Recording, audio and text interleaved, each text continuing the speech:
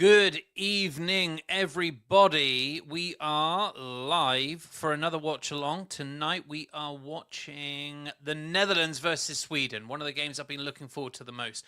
I got orange lights behind me tonight for an obvious reason. My good guy Hugo, my colleague at Predictfully, is a Dutchie, and so we've gone all in Netherlands for him tonight. I'm going to turn this music down a little bit. There we go.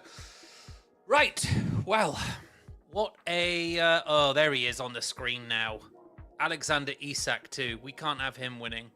We can't have the rat of Sweden winning. Sorry, my Newcastle United bias is coming out here. Any Liverpool fans, kind of sorry, but not sorry.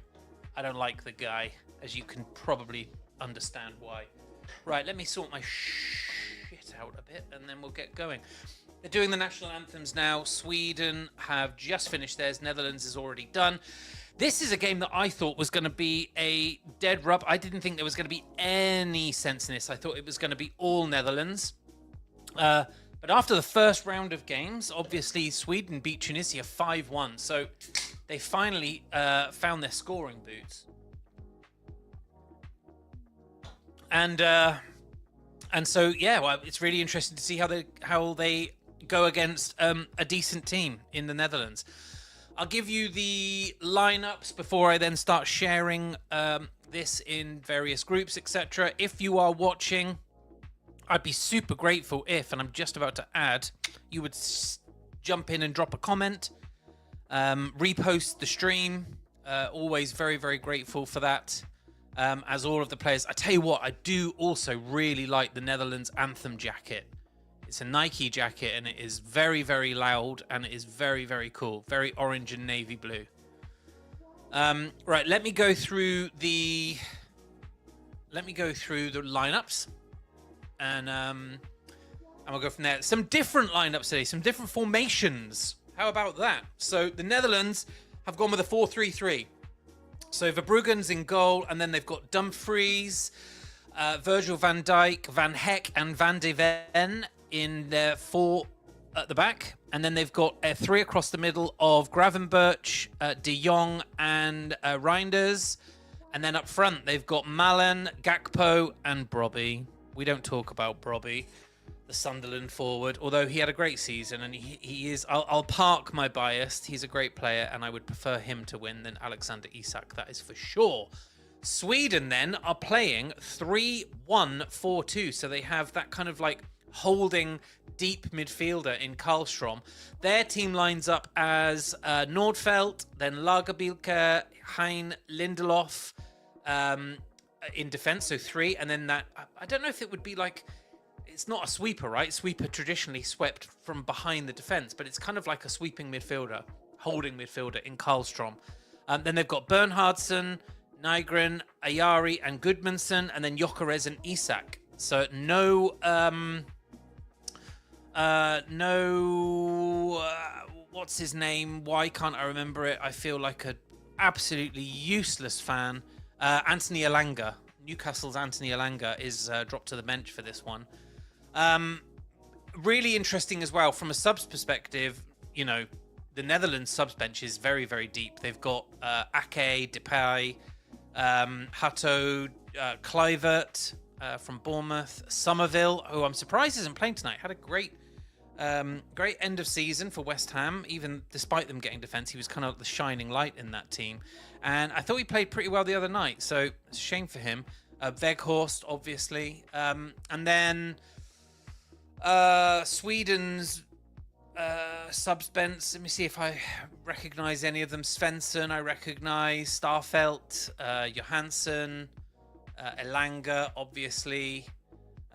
So it should be a good one. I've got 60 of you watching now. That's awesome. Somebody, please do me a favour. Drop me a comment.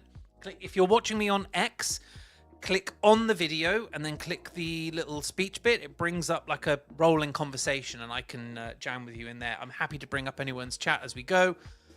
The Netherlands are about to kick off. They are shooting... Where are they shooting? They're shooting left to right in their all orange with, I think, black shorts. And then Sweden in their change strip of blue with yellow kind of accents, I guess you would call it. It's actually a really nice top, the Sweden one, but we don't care. And yellow shorts. The ground is absolutely, the stadium, orange. It couldn't be more orange. Like, it looks like most of the Netherlands are at the stadium. This one is being played in Houston, Texas, at the Houston Stadium. And they're off. So, Netherlands, as I'm looking at it, shooting left to right, Sweden right to left. Straight out for a throw-in. Right, if you don't mind, I'm just going to take a moment to drop the link for this stream in various places while we get going. And you can all talk amongst yourselves. Okay, copy link. If I just also very quickly just works, and I'm just gonna say hello. There we are. So I've just dropped in the first comment down there. There it is. Go join in with me, please. It's in the live chat in the video. Right. So now I am going to copy link, and I'm going to drop it in some chats. Yeah, as I said, really looking forward to this one. My bet that I've put on using my partner Toshi bet today is I bet on a Netherlands win and I bet on a Virgil van Dijk goal. But they gave me 8-1, I think, maybe even 10-1 on Virgil van Dijk. And this is a big game like this, like a tough game that might be close. Oh, the ball's straight in though. Netherlands take it on the run. Oh, that was unlucky. Netherlands look up for this. They found a gap there, which is surprising, given that they've got that holding midfielder.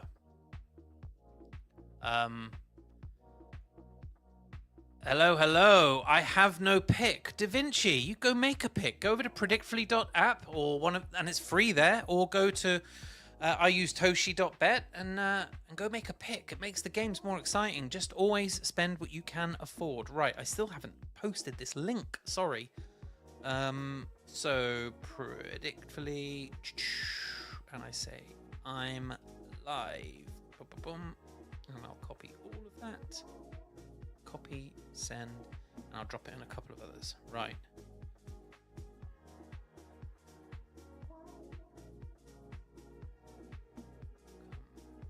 Up. And here.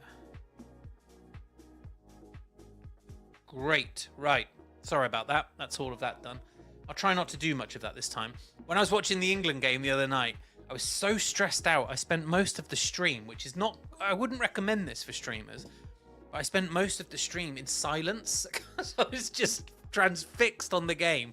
So nervous about the outcome of it until, obviously, the second half. I think Bellingham calmed my nerves a lot. And then once Rashford had finished that one in the 80-something minute, I felt a lot better. I kind of chilled and I was okay. As I said, jump in the things. Okay, I'm going to very quickly as well look at my challenge. So I'm going to tell you all right now, my 10K challenge has taken 2 rough days. I'm down to $665 from 900. I just had some I've put in some silly bets, to be honest. So right now on this one, Netherlands, Sweden, I've got... Oh, no, I haven't got it. I've got a draw. Oh, Ben. I've got a draw for this game, but I've got Virgil van Dijk to score. I got 8-1 on that. And I got nearly 4-1 on the draw, which is, I think, why I went for it. So basically, I'm at the point now where so I tell you what I'll do. I'll very quickly drop the link for my... In fact, it's in my bio.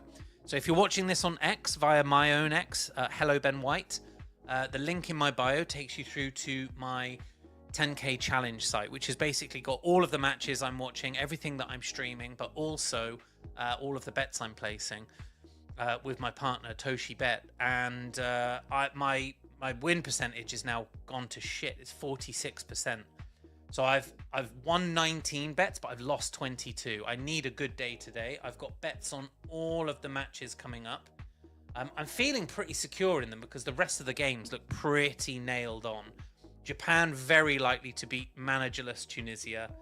Ecuador need a result against Curacao, and obviously we saw Curacao showed a lot of spirit, but Germany ultimately took 7 from them. Germany, Ivory Coast. I've put the match winner of that as Germany. The more the day goes on, the more I think that could end up being a draw. Germany have come out looking quite hot, actually. They do look excellent, but still, something in me says that Ivory Coast are the African nation to watch, like, for the whole thing. Oh, and there's a goal for Netherlands. What a great goal. So the ball broke down the left-hand side, crossed the face of goal, and who is it that's finished it? Sorry, I'm bloody useless. Excellent goal. And was it that man? I think it was. It was Brobby. Yeah, it was. It was. Oh, God. I think it was Cody Gakpo that's put the ball across from the left-hand side, put it across the face of goal. Look, either Brobby finishes it, which he did, or it becomes an own goal like the one we saw yesterday. It's a great play. Actually, Brobby wins the ball. Oh, it's an excellent goal. It's an excellent goal. Brobby wins the ball, holding it up after a goal kick, puts it out wide to Gakpo, and then sets to it, runs fast, gets in front of his defender. The ball comes across. It's a beautiful pass into that corridor of uncertainty, completely undefendable, and Brobby's there to finish it. I tell you, I'm going to put my Sunderland hatred to one side for a minute, and I'm going to say that Brobby is a top striker. He is a battering ram, and I'll be surprised if Sunderland can keep hold of him if he keeps playing like this at the World Cup. But if they do keep hold of him, they'll have a great season with him in the UEFA Cup. Snowy, where is my orange shirt? I have an orange background. I thought that would be enough, Snowy. I've turned my lights orange for the Netherlands. I hope you're all right, my love, and I hope little one's good too. So, well, that's a really shit start for the Netherlands. Alexander Isak and Gyökeres are going to have to sort themselves out. Actually, Sweden have very quickly run a corner, and I've not seen how they've won that. This whole stadium is wearing orange. They've played the corner short. They've put it back to the corner taker. Quick switch in to Isak, who loses the ball out for a goal kick. I can't even pretend to be unbiased towards him. Such is my disdain for the guy. Horrendous. It wasn't offside, actually. They've called it offside. It wasn't, but he's touched the ball. Oh, they've given the offside for it. I don't think he was offside there. Anyway, Snowy, if you're watching, do me a favor. I need to do 2 things for me. Just drop me a DM if you can. Can you hear me okay? Is my very faint music playing okay? And can you, hopefully not, hear the commentary? Because I've realised it's so much easier for me to do watch-alongs when I can faintly hear a bit of commentary. Because I can just hear a few names and bits. Otherwise, I'm forever looking at the lineups in front of me, trying to piece together who it is. One thing I've realised actually from this is how amazing it is to have good commentary teams when you're watching football. It's very, very difficult to know who is on the ball when you just have to rely on numbers. Oh, Michael Oliver is the referee today, the English manager, from very senior referee now from the Premier League. Wow, he's been going for a while. Great young keeper Michael Oliver was. Referee. Michael Oliver was. Fantastic young referee, and he's gone all the way through, and now look at him. Netherlands, Sweden in the World Cup, and if he continues to play well, he's the kind of referee that could definitely manage a World Cup final, for sure. Good luck to him. I hope he does. Netherlands, very assured in possession, and they're constantly aiming for Brobby, who is just impossible to dispossess. He is so strong. He kind of reminds me of, I'm going to say it, and a lot of people will spit out their drinks and call me an idiot, but he kind of reminds me a little bit of a Didier Drogba in terms of just not being able to get the ball off of him. He is so strong and assured. I don't know necessarily that he's the same finisher as Drogba. I've not seen enough of him yet, and Drogba was obviously prolific. One of my favourite strikers of the Premier League era. But this Brobby has got something about him. He's on the ball again now. Oh, he's given that. Oh, he's dived there, mind. He's dived there. That's a booking if they came back to it. But he's giving that defence a torrid time.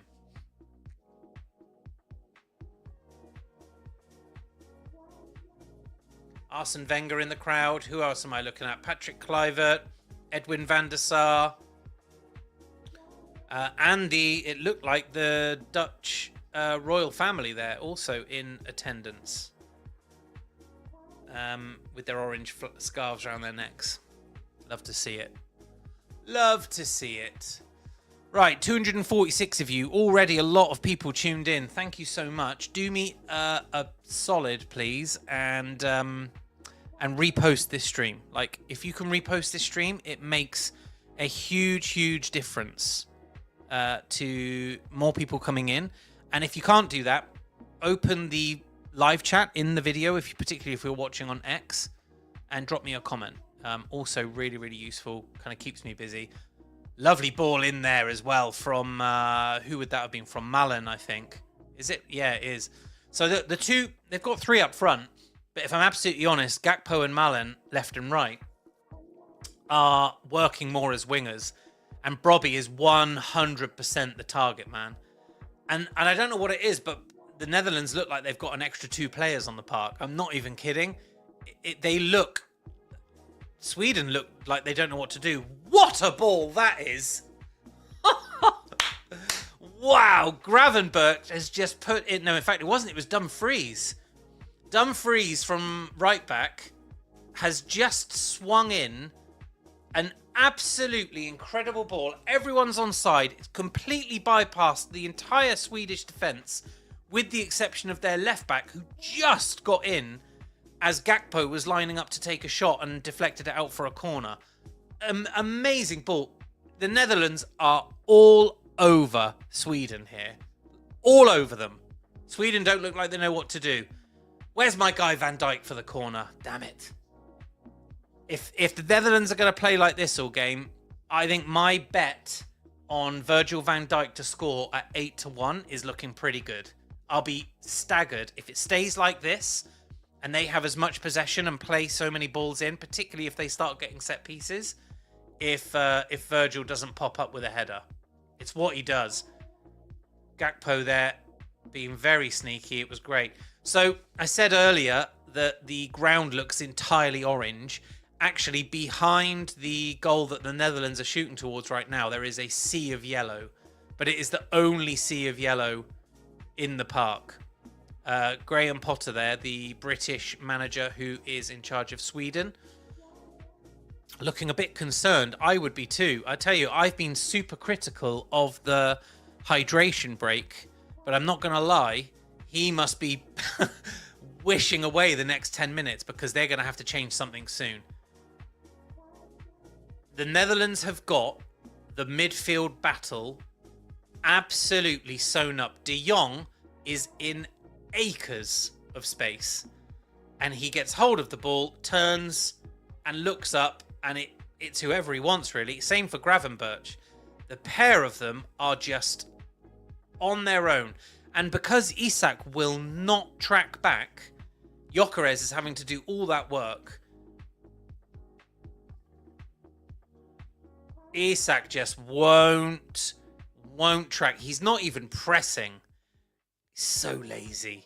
He's so lazy. 150 million for him. Liverpool, sorry, you lot. We had your pants down on that one. I tell you, this is going to be a long night for the Swedish. I can tell you that right now. I put a draw in, and I'm very much wishing I hadn't. In fact, I might head over to Predictfully now. And what are the results on that? So Netherlands have got 88% at the moment. I might just go top that up with a 500 point. So obviously Predictfully, by the way, everyone, if you go to predictfully.app, create your account. It's a prediction market, but it's entirely free to play. So you participate in a few quests to get like your base level of points. And then you go predict on things. There's a whole bunch of people doing it. There's a great Telegram group full of people who are into sports. And every week we run competitions on who has made the most points in that week and other fun things as well. We've got various leaderboards, give out lots of prizes, but it's entirely free to play. Why is it free to play? Because what we're trying to do is build a huge audience where eventually we can start to then go out to various people and sell that real estate for advertising pounds and then bring that in as prize money. Needless to say, it's a great platform, and I've just gone on and taken 500 of my points and predicted the Netherlands, which will get me about 600 if it comes in, which right now it's looking pretty bolted on, I have to say. Just going to have a quick look at what's happening on Twitter and what people are writing there. Lots of you watching via the Predictfully account. Very, very grateful for that. Thank you. Make sure you give that a follow. And then 83 of you also watching via my own personal one. So that's also great. Thank you so much. Lots of people today posting about the payouts that they might have got for their contributions on X. Really interesting. Okay, let's have a quick look. I'll tell you what I didn't do. I didn't say who I thought was going to win, so I might just drop that on there. Ball is currently with Van de Ven, and then, oh my God, Netherlands just in acres of space. There is a huge pocket of space. Got that ball in again, it's 2-0. And that is, I think Brobby got the touch on it. But like I was just saying, there is a huge gulf of space between the defensive line and the midfield line of the Swedes. And two of the Netherlands players are just camped out in that place. I think Brobby's got it. And I think Brobby, by that rationale, has got a double. Maybe Gatkupo. I'm not sure. I think it's Brobby. But again, that huge gap. It goes out wide. Oh. And it goes out wide to, I think, Dumfries. Yep. Who puts the ball in. It is Brobby. Gets a foot to it. Just changes the direction of it. And, well, weirdly, the footage, this is not my system. There you are, we're back. It's just completely gone black screen. Put the ball across the face of goal, and Brobby's put a foot on it and just sent it through the keeper. 2-0 Netherlands after 17 minutes. We could see a hatful here. I am not kidding, people. This has been woeful from Sweden.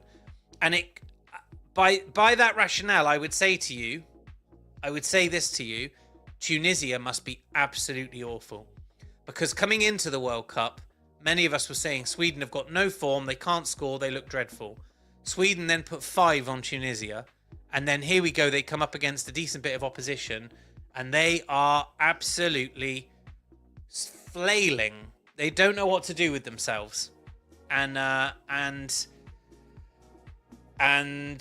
the Netherlands look very, very comfortable in position. They're working harder off the ball. Really interesting.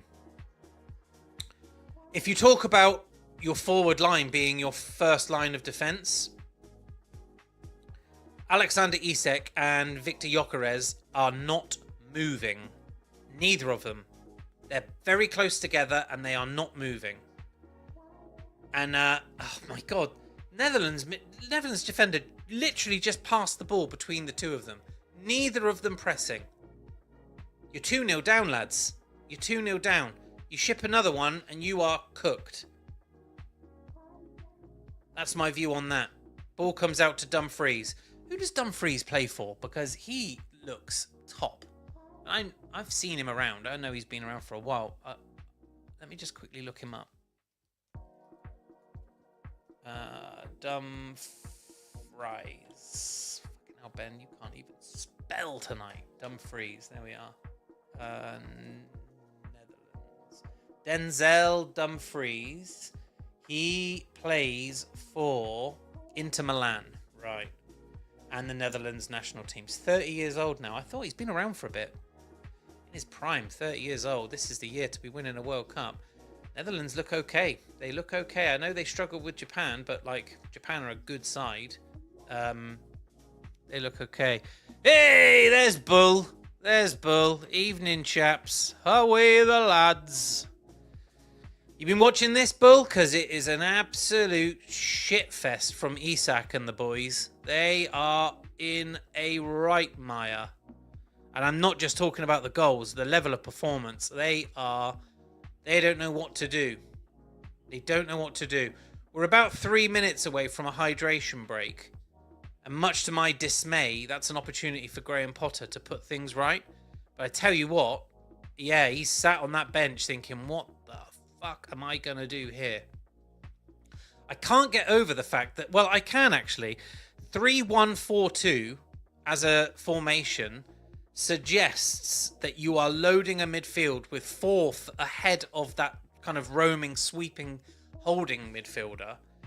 And via the two wingers in Gakpo and Marlon, and actually the overlap from Dumfries, they've completely isolated the central holding midfielder of the Swedish, Karlström, is absolutely pointless. No sense of having him on there.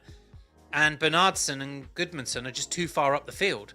So it then becomes 4 or 5 versus Lagerbielke, Hein and Lindelof. And the Swedish have just got no chance to keep up with it. And it's really clear to see. It's really clear to see. They're not going through the middle at all. They are getting hold of the ball. They're holding it, winning it in the middle, and it immediately goes out left or right. And that's how both goals have been scored. I listen to games sometimes, haven't watched any matches beside England, enjoying the World Cup vibes. I am enjoying the vibes too. I've actually been quite good, Bull. I thought coming into this World Cup I was going to have to be like an insomniac.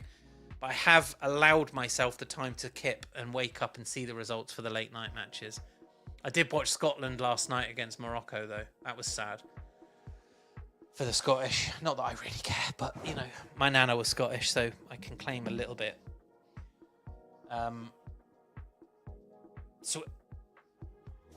Okay, I think that might be the hydration break they're coming for now. Are they going to call it now? Because Sweden just won a free kick. Let's see. Bull, do me a favour if you're listening.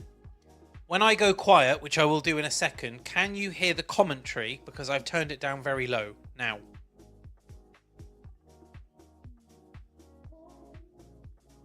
Okay.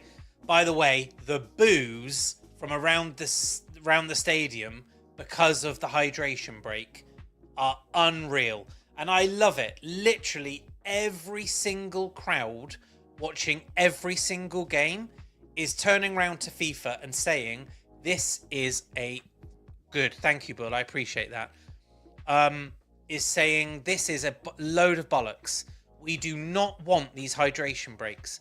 These are athletes with sports science who are completely hydrated and go into these games with the best preparation. There are drinks all around. If someone goes down injured, etc., there's an opportunity to get a bit of fluid in. There is absolutely no need for them to stop like this. No need whatsoever.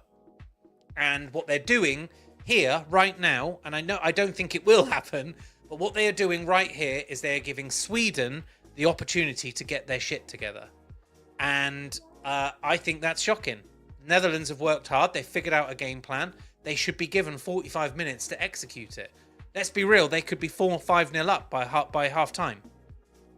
And then Graham Potter gets the opportunity to decide what he wants to do.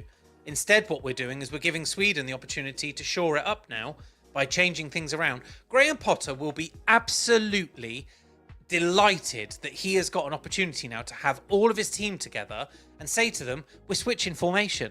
And that is information you can't get onto the field when you play two halves. Thankfully, Ronald Koeman's got the two doing the same thing. And he's probably turning around and saying now they're going to switch it up. So we should do the same. But I just don't think it's fair. I don't think it's right. Nobody wants it. The crowd are going ballistic when they say they want it. All of the press, everyone I have seen talking about it, is saying that it is not fair. It's purely for advertising purposes. And actually, It's disgraceful that they're hiding advertising purposes behind player welfare. They couldn't give a fuck about the players. They could not care less. This is about advertising revenue and nothing else. These stadiums are completely air conditioned. This stadium in Houston, I'm looking in now, the roof is on, and it's air conditioned down to 20 degrees centigrade. You don't need 3 minutes off. And I will keep saying this every match until it goes away. I mean, there's only fucking 400 of you here now, so it doesn't really matter what I'm doing. The best thing that's happening is what's happening in the stadium. But I don't care. Everyone's got a voice. Everyone should do it. They're playing music in the stadium. Everyone's gone for a piss or a fucking beer. Half time is when you do that. You're not changing the sport I love to suit your fucking revenue model. Infantino should be ashamed of himself. Anyway, moving on. Great game of football. Great first quarter. And on we go. So it's Netherlands 2, Brobby double, 5 minutes and 17 minutes. Both balls in from wide, one in from left, one in from right. Both undefendable. And Brobby, who has been a demon, let's be honest, is in the right place at the right time to dispatch both. Sweden don't have any answers. I am not looking at stats, but I will be staggered if there's been a shot on goal. Let me have a quick look. Match stats. Netherlands with 67% of the possession. 67%. 4 shots. 1 on target. Okay, Netherlands did have... Sweden did have 1 on target. I must have missed that. Maybe it was a header in from a corner, but straight at it certainly wasn't a shot that anyone would be upset about. I will say, though, the Sweden away kit is beautiful. These away kits with the trefoil Adidas logo are just lovely. The Scotland one last night, the kind of... from their first match, that orangey one with the blue pinstripe through it is beautiful. The Curacao one, it's kind of like a lemony yellow with like the different colour stripes. Beautiful. And then Adidas give us this fucking barcode. Can you believe it? Sweden just had a corner, swung the ball in. Netherlands, so Sweden took a, Lindelof there looks like he's bashed his head. Took a swing at it. Oh yeah, it hit, fucking hell. Lindelof just took the ball straight to the head. Just showing the goal here. Brobby has timed his run absolutely perfect. Still onside. He's a mile onside. Can't even believe they're having to show it. Ball across the face of the goal, and he just gets a faintest of touch on it to change the direction. Keeper with absolutely no chance.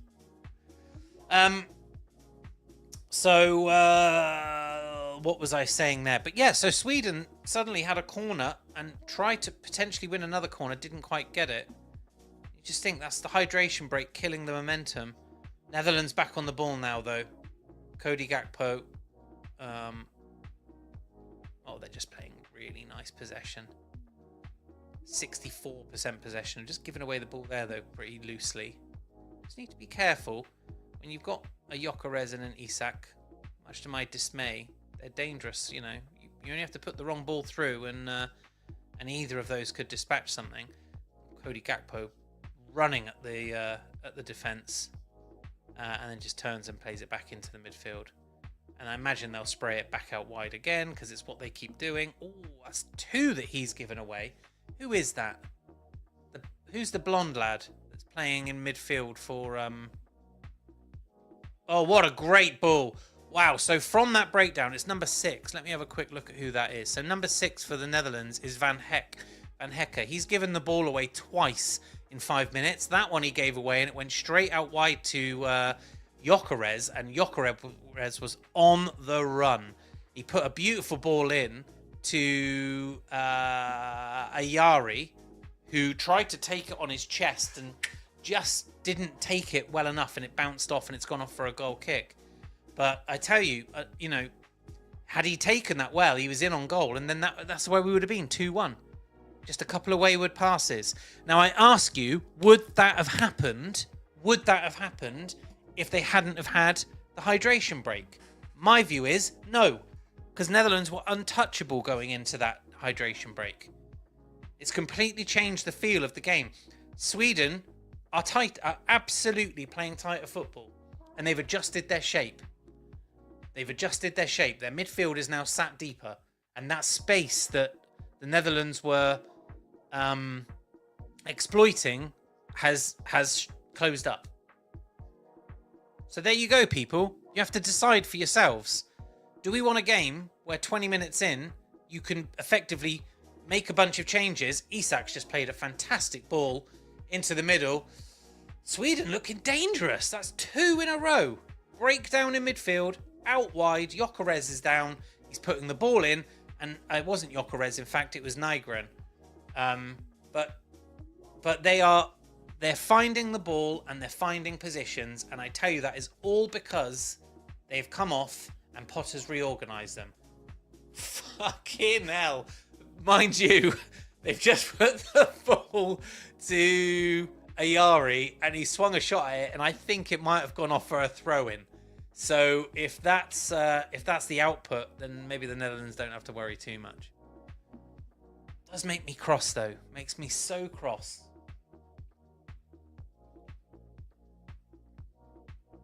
How's the weather where you are? Because it is boiling in the UK today. Absolutely boiling. I'm just going to drop a message in the group with my... By the way, if you're watching via my...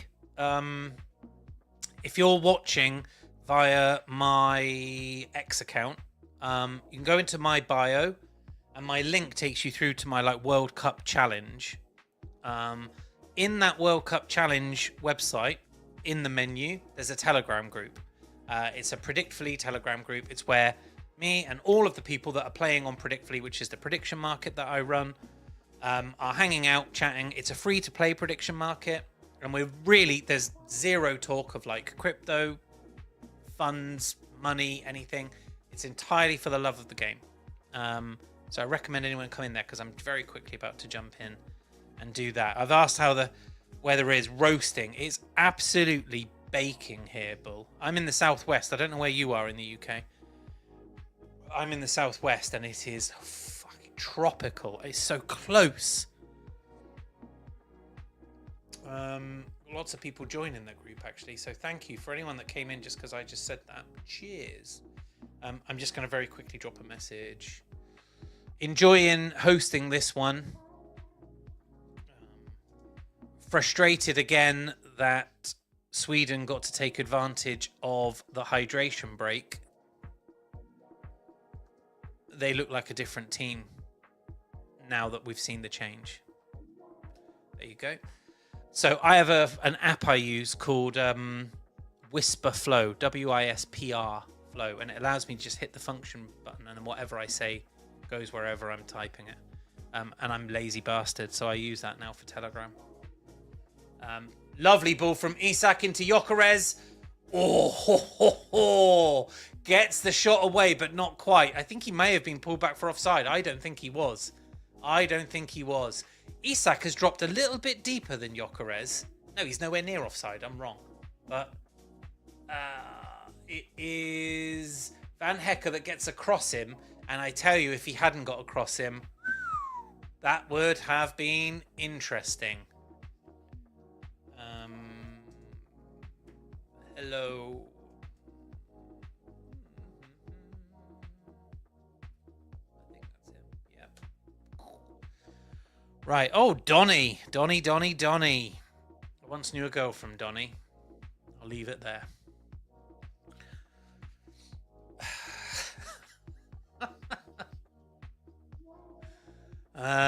Right. So. God, man, I've caught the sun today. I'm just looking now in the fucking thing. My Rudolph nose is going to be like... Whop, whop, whop. Whew. Right, where are we at? So, Netherlands back on the ball. Let's have a look at what possession's done, because that will be the kind of the key thing here. It was 67%. It's now 62%. Netherlands holding the ball a bit here then, so they might... Look, it might not be as bad as I've been making it out. Nonetheless, it was all Netherlands. And there's in fact, interesting, on the BBC website there is a section where you can hit match stats, right? And it has something called match momentum. And match momentum essentially, it gives a color to each team, and it's like a bar graph, and it goes up one way towards one team, and it goes down the other way towards another team. Up until exactly the hydration break, there is not a single bar for Sweden. Every single bar is in the Netherlands' possession, and they've scored 2 goals during that time. Since the hydration break, there have been 1, 2, 3, 4, 5, 6, 7, 8, 9. There have been 10 bars, because there's 1 for every minute. 9 of them have now been in favour of Sweden, and 1 of them in favour of the Netherlands. So if you want to understand how the hydration break is affecting a game, I recommend you look at that match momentum chart. In fact, I'm going to just quickly grab that, and I'm going to drop it in here. 1 second.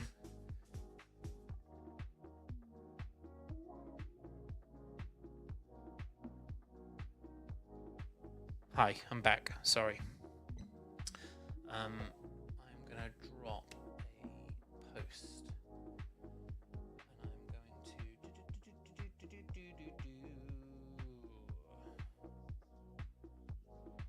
Sweden moving the ball forward again. Isak. Oh, wow. Great shot. A great shot. Was deflected. It was a great save. Who's taken the shot? Who's paying? I think that might have been Gyökeres. I need to get Gyökeres' number. 17 it was. Isak took the ball in. Very quick turn. Laid off to Gyökeres, who with his right foot from the left-hand side tried to bend a ball round. Did a very good job of it, and the Dutch keeper stood up to it and saved it. Right. Just give me a second, guys, because I need to send this post because I want to rant. There. Right. Here.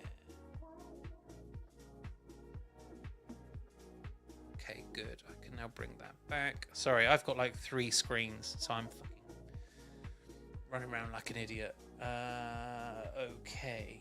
So why don't I now grab my stream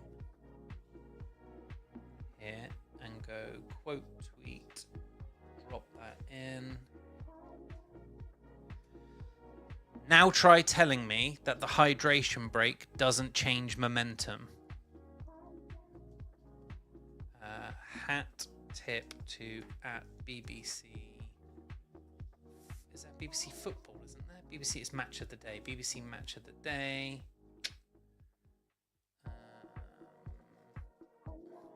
I'm live right now. Oh God, can't spell. I'll tell you that. Rit new right now, and then do a little hand down. Point at the thing. Gakpo just put a great ball in, great shot in fact, and it was saved by the Swedish keeper. Okay, done that, and I will just drop in copy link. Oh wow, what great game so far. Like really lots of talking points, which I love. I'm just gonna drop this into my chat. Guys, have a look at this momentum graph for the match. Crazy what it shows post hydration break. Go give it some love for me, thank you. Okay, right.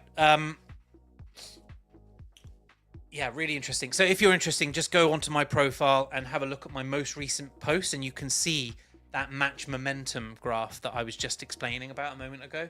Really, really interesting what's happened since the hydration break. Sweden haven't been able to make it count, though.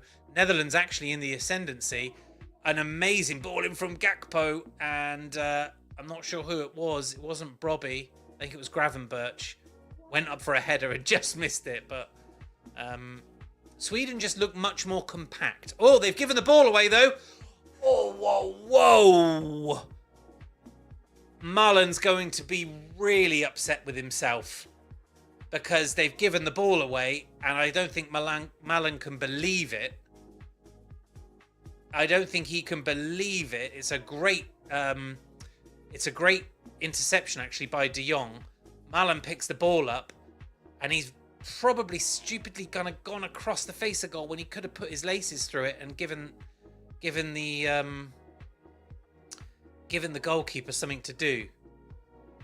Just a warning, though, because I tell you, if Sweden go in 3-0 up, my God. Is there any argument that it makes the game better having more strategic input throughout? I guess there is. Hydration breaks give everyone an opportunity to have more strategic input, which could potentially make the games tighter because you're able to recalibrate and go with it. However, that is then fundamentally changing the principles of the game. I think that's the point I'm trying to make. Did we sign up? Ayare's just taken a shot from the 18-yard box. Van Dijk is screaming at him. Keeper had no chance, but it's just gone over the bar. Isak again with the ball. He is playing very well, Alexander Isak. Not as a striker, but more as like kind of number 10 floating attacking midfielder and putting the balls through. He keeps taking the ball in and picking the right passes for sure. We've seen a few of them now. Gyökeres had one, and then we've just seen one with Ayari. And really, you would think Sweden would be a bit upset that they haven't made one of them count. 4 minutes left of regulation time before we get any added on. There will be a few added on. To go back to your point, Bull, yeah, perhaps, but I think, do we not fundamentally, as a group of people, need to say to ourselves, we want to change this then from 2 halves to 4 quarters, rather than having it Trojan horsed in under the false pretense that they're doing it to protect football players' welfare with a hydration break, when actually what they're doing is enabling themselves an opportunity to show 4 more commercial breaks each half and charge for them. So that, for me, that's the thing. If you're going to do it because you want to have the kind of strategic tactic opportunity to change the game, then we should all come together, and by we, I guess fans should have an input into that, but certainly leagues, clubs, managers, players, etc. should come together and say, let's do that. Don't fucking pretend that it's so that, the poor, warm players desperately need to take on fluids, because I'm just not having it. I don't believe that's the case. So yeah, there is definitely an argument, but I think the argument needs a different proposition rather than the one that we're being served. That would be my take on that anyway. Netherlands on the ball, out to Dumfries, who puts a ball in. There's a bit of a funny deflection there. Netherlands player calling for a handball. I don't think Michael Oliver's interested in it. He's asked for the goal kick. So it's coming. Oh, that has come off the player's arm. Are they going to pull that back? I think the player's dropped his shoulder into that. Oh, hell of a run there. Who was that? Was that Lindelof? I think it was. Marauding run. Oh no, it was Goodmanson. Jesus.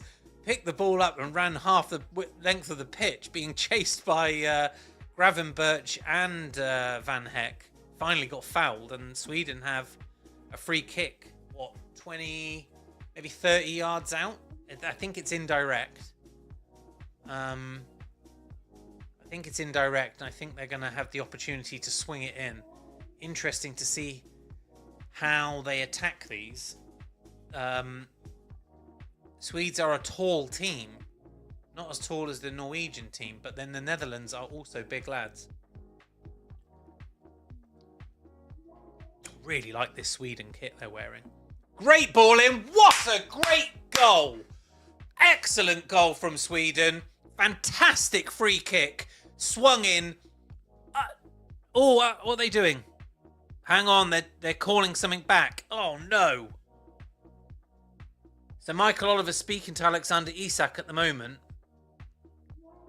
Is Isak the captain? Is that why he's able to go up and talk? No, he's not. Lindelof is the captain. Oh, I think they're all offside. They're fucking Swedish. There's 3 of them that have gone ahead of... As the ball is swung in, they've all moved in their line, and it looks like they're ahead. And it was number 2, who is Lagerbilka, has put in a bullet header, and they've confirmed it is offside. That's a real shame. That's a real shame. Yeah, no goal. Chalked off, offside. Fucking great ball in. Great ball in. As the 3rd official puts the board up, there will be 4 added minutes in the first half. Netherlands on the ball now. Netherlands have got away with one there because it was a great run forward, as I said, from Gudmundsson. And they've dropped a foul in a very, very vulnerable place. As they break in from the left-hand side. And who was that? I think that was Gakpo.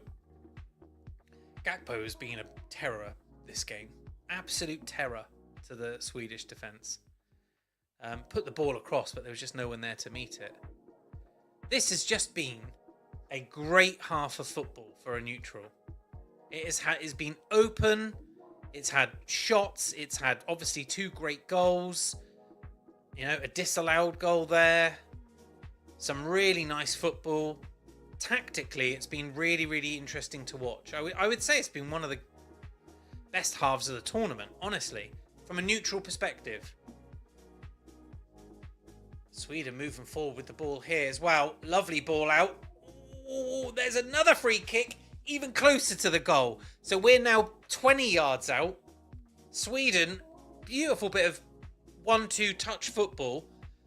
Make their way forward, and it's that same lad. He's a good player, that Ayari. He's had a couple of fucking disastrous shots that have gone miles wide, but he's always in the right place. And it was Dumfries that's just stood up and effectively barged him out of the game. And it looks like Gyökeres, has picked the ball up and fancies this one. And I think this will be a direct free kick. I think you can hit this one. Michael Oliver just making sure the Dutch defence is where it ought to be, the line even. Gyökeres has got it in his hand. He's got 2 or 3 stood around him, including Alexander Isak. Boo. You rat. Yeah. Isak's now given that up and gone in.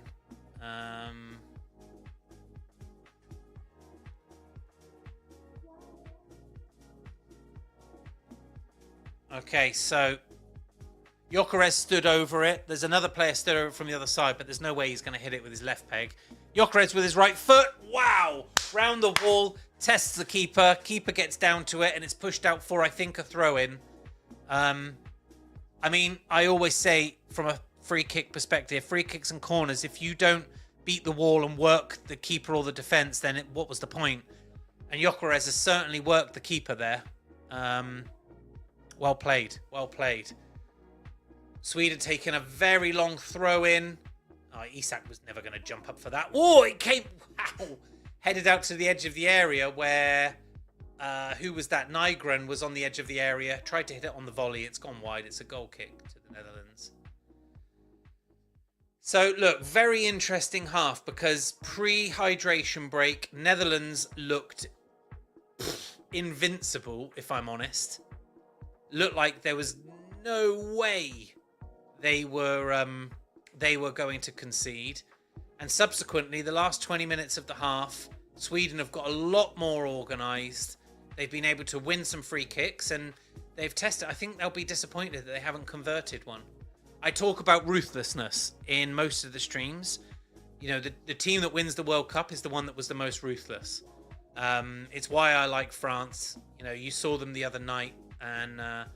And who was it that ran out of steam? Senegal ran out of steam and they just put them to the sword. You've seen Germany. I mean, they've only played Curacao, but when they played them, fuck me, they were relentless. It's that kind of ruthlessness that wins matches and wins World Cups. And the Netherlands look to have it. Oh, what a great save while I've been talking there, I've been watching it. Sweden have been playing some great ball across, and it's that guy again, Ayari, takes a shot from probably the 18, 20 yards out, where he seems to love taking the shot. It was 100% going in, and Verbruggen has got across the goal. Oh, and made a great fingertip save. It's out for a corner. Now, interestingly, quite rightly too, Koeman, the Dutch manager, is saying we're 5 minutes over and it was only 4 minutes to be added. And now they are blowing up for half-time. But really, they've had an extra minute, and I don't really know where that came from. So there you go. It's half-time. Netherlands go in 2-0 to the good, following what was an incredible 25 minutes of football. Absolutely dominant. Brobbey scoring from within the box on 5 minutes and 17 minutes after good work out onto either flank. I think Dumfries put the second one in, which was an incredible ball, undefendable. It was absolutely fantastic. First one came in from Cody Gakpo. Just some stats for you on that, though. Netherlands have had 60% of the possession. And really interestingly, you remember a little while ago I was saying that Netherlands had had 4 shots to score their 2 goals and Sweden had only had 1 shot. Well, we finished the half and Sweden have had 8 shots, 5 of them on target. So the second half of that half there, post-hydration break, Sweden have come out and been a different team. And for me, I'll say it again, it highlights the fact these hydration breaks are nothing but a advertising nonsense that are changing the game tactically. There you go. I won't say it anymore. It's not, I can't keep, I'm like a broken record.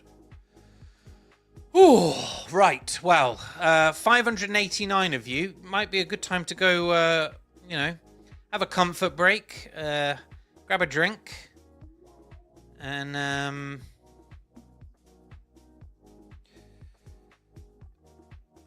totally get that. I'm going to answer a few posts actually on X. I've had a few people doing it.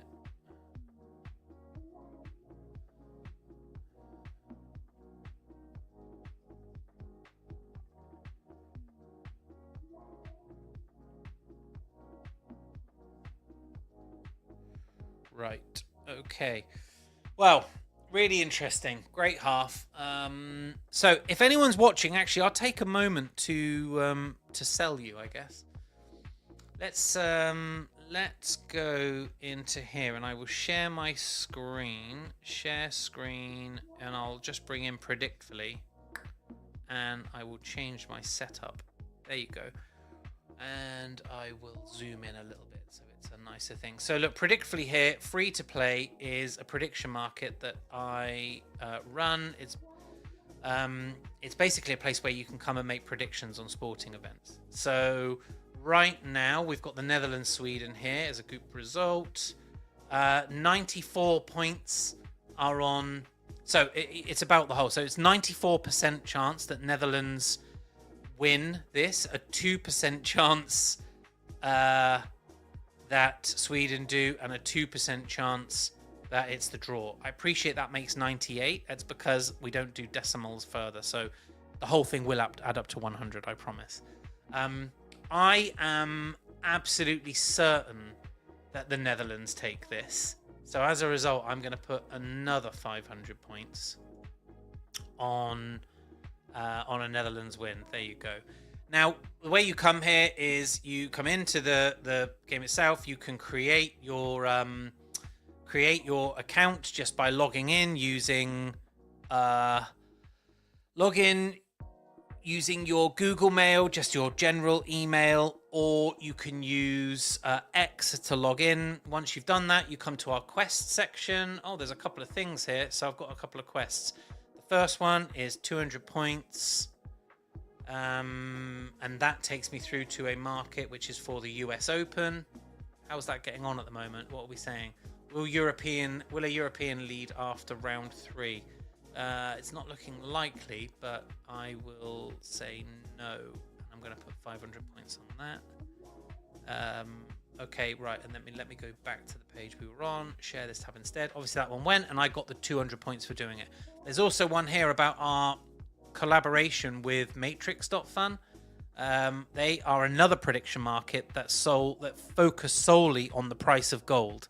So every hour you can go to their one, you can make a prediction about will the price of gold be up or down, or what will it be exactly. There's all kinds of things and fun you can have there. We're collaborating with them because there's no overlap, and it makes sense for us to share users. So I'm gonna do that one as well, and that takes you just through to a post here that the guys at Matrix made. We're teaming up with Predictfully as part of the Flashy Gold campaign, and talks a little bit about what you can do there. So let me go back over here. Oh no, wrong one. I need to go back over here. Right. So I've done all of my quests now, and what has happened by doing that is I now have 2,200 more points than I had. We have a leaderboard that you can see here, where you can see things that are going on. You can see what's going on, but we also have other competitions and leaderboards that you can access via our Telegram group. Would highly recommend one of the quests that I have completed, obviously, is to go join, here we go, our Telegram group chat. Highly recommend everyone goes do that. You get 15,000 points, wowee, for doing it, which is awesome. And you get to come in, and our Telegram group chat is really fun. Anyway, let's have a look at some other markets while we're on this. So, what are the other games that are being played today? Ow, itchy eye. Right, let me have a look. Let's go into BBC very quickly, where I do my football statty stuff. So World Cup fixtures. So we've got Sweden tonight. Then we've got Germany, Ivory Coast at 9 p.m. UK time. Then we've got Ecuador versus Curacao, and then Tunisia versus Japan. So Ecuador, Curacao, Tunisia, Japan, and Germany. What I can do actually is I can just sort by expiring, and there we are. We've now got them in order. So we've done the Netherlands. What are people saying about Germany versus Cote d'Ivoire? People are saying 94% Germany, 4.2% draw, 1.7% Ivory Coast.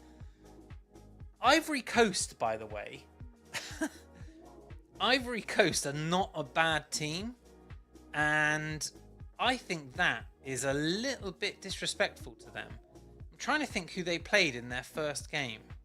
What's their table? Their group is... So they played Ecuador and Curacao, and they beat Ecuador, and I think they were lined up. They were lined up to Ecuador to do well in this tournament, and Ivory Coast beat them. So I don't think Germany are just going to sweep them aside. I think that is a bit of a mistake. 1 second.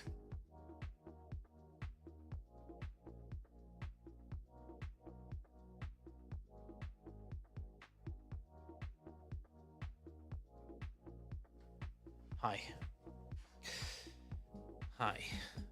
Having small people. That's what it will do. Right. So love a hydration break. Thank you, Bull. I appreciate that. So I think, look, there's not many points you can pick up from the Germany one, because all you're going to do is bid that up to 99%. So there's 5% left. But Ivory Coast here, you go predict some points on Ivory Coast right now. So let's just go and drop maybe 250 points. Look at that, 4,000 return.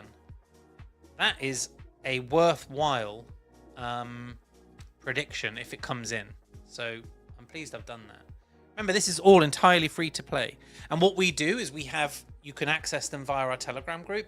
We have weekly competitions, leaderboards where you can win genuine prizes, money, NFTs, all kinds of things that we've given away. And we're going to continue to build that up. We're also in partnership with this company at the moment called Flashy. They're the sponsor of all of our World Cup markets. Flashy are building an ecosystem where they reward people for participation. A little bit like Air Miles rewards people for flying. This is rewarding people for digital participation on games, platforms, new things, apps, etc. And they're doing it via a token that's completely backed by real world assets that are like linked to the price of gold and all kinds of stuff like that. And they've given us $35,000 prize that will be distributed out based on the number of points that people collect during the World Cup. You can start on the last day during the final, and if you start doing it, you'll get your share of that. So it's well worth to jump in here and be a part of this. Right, so I did Ivory Coast just because I'm a troublemaker and I thought it would be funny to do. I've hardly moved the market at all, which is funny. But still, I did move it a little bit, but not a lot. Okay, so Ecuador, Curacao, yeah, quite right. Ecuador absolutely bolted on to win that.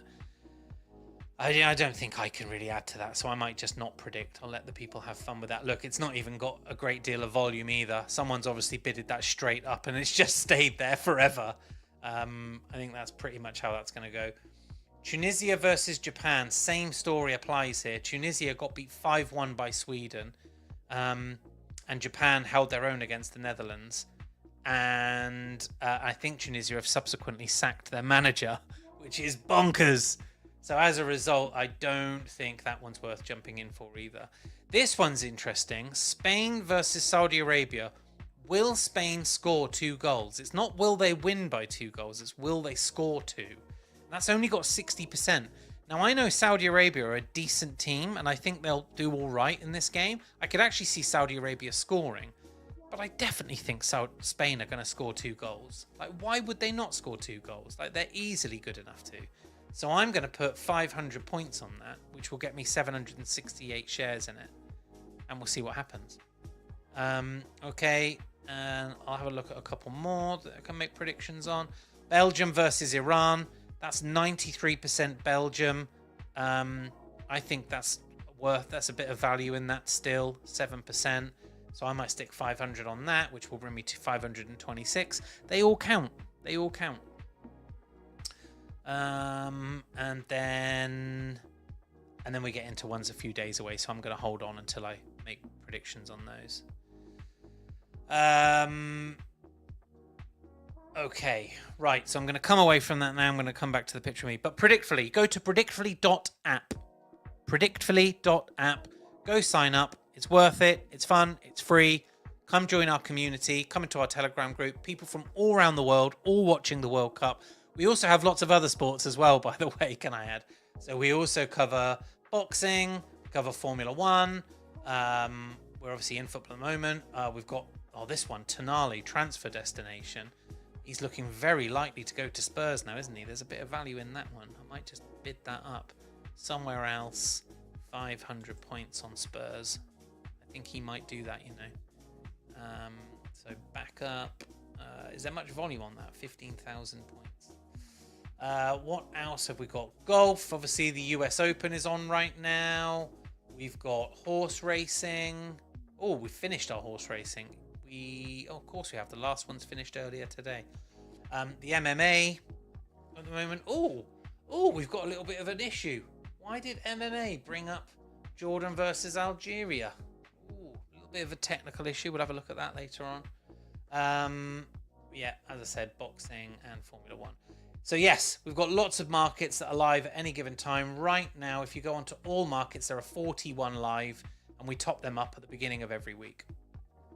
Come and join us. Come and have fun. Okay, that was that. And I'm going to stop sharing that now, and I'm going to go back to the World Cup footage. Oh, it's warm. It is here in the UK. Some of the guys in the Predictfully chat are having a little bit of a gas, actually, so I may just join in on that one a bit. Just checking to see if I have any emails that are important. No. That's a cool email address. Cool URL. Okay, right.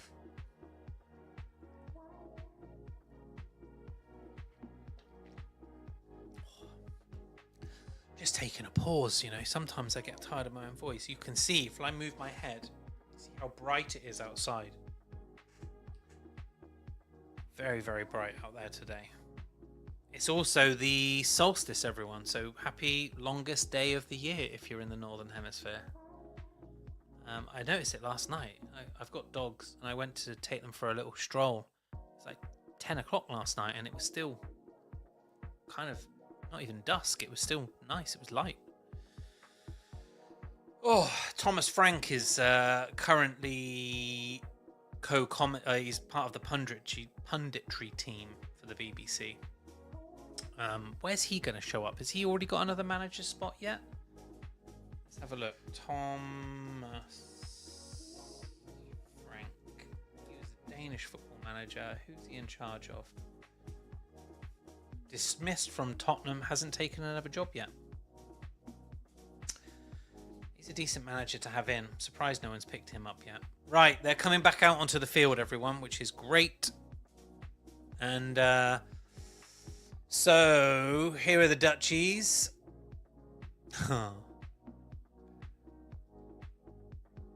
Great fans, so many of them.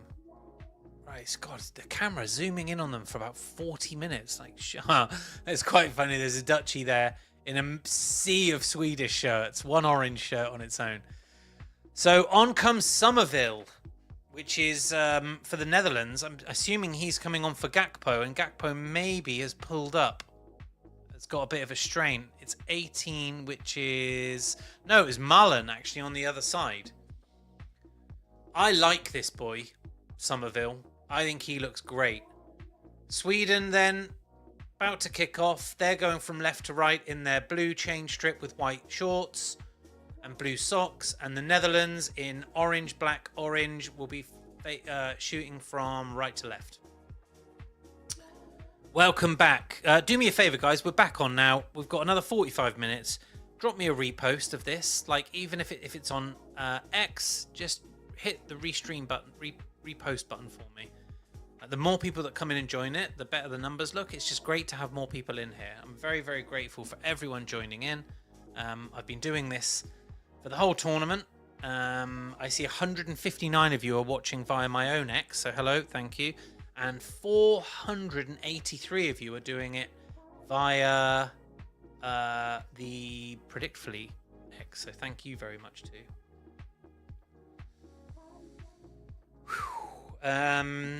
Okay. So, Sweden have come straight out and gone up the back of Reinders. And they're just showing, that goal that just happened. So, Sweden had a disallowed goal just before half-time. It was a beautifully worked free kick and a great headed finish. He was an arm, like a shoulder, offside as the free kick was run in. Just didn't quite time his run right. You have to say, if he'd have timed his run right, he probably still would have been in the right space at the right time. Netherlands in position. Bull just followed and reposted on Predictfully. Thank you very much. I appreciate you. Come join in. If you're into sport, I know it's not all yours all the time, but if you want to just come hang out, there's a whole bunch of us in there chatting sport and life and all the other things in the middle. There's no kind of like crypto or money hard sell or anything like that. We're just trying to grow a cool community of people that love sports. Netherlands on the ball. Oh, that's a lovely turn. That's a lovely turn from Somerville. Great ball in, and there's another one from Gakpo. Is it Gakpo or has Dumfries finished it? Gakpo was there. There were two of them. Somerville. Absolutely top draw. Picked the ball up. He's done a little Italian twist around a defender. Left him for dead. Taken two more paces in. Ball across the front of goal. There, little one. Oh, my goodness me. Okay, my bad. Somerville does his Italian twist, puts it out wide to Dumfries, who puts it across the face of goal, and Gakpo is there. It's a fantastic finish. You absolutely love to see it. Like, it's such a well-worked goal. And Netherlands have come out from half-time, and they're hot and good to go. I think Robbie secretly wishes... So when Gakpo's put that in, it's kind of gone just over the top of Robbie's leg, and I think he wishes he'd got like a knee on it, because then he'd have obviously had his hat trick. You don't need your hat-trick, Robbie. It's all okay. It was a great goal. It was a great goal. Really, really well worked. Oof. Wow. Right.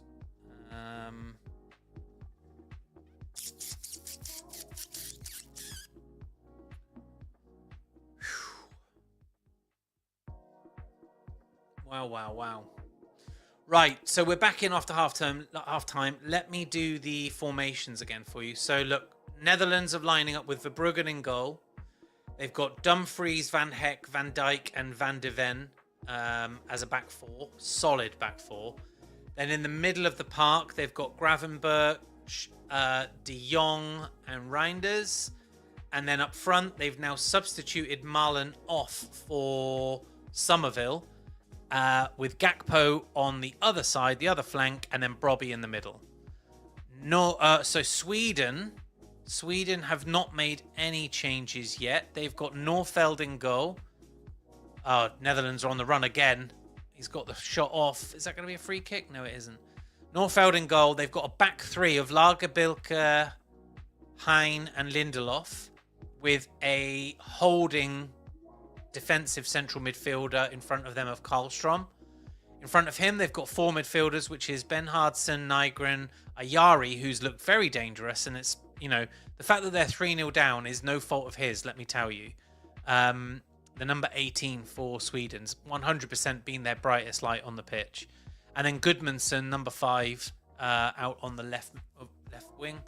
Then up front, they've got Gyökeres and Isak, which if you said that in isolation, I mean, they should be a deadly partnering. But Marlon, Brobbey and Gakpo, now Somerville, Brobbey and Gakpo have been far more potent.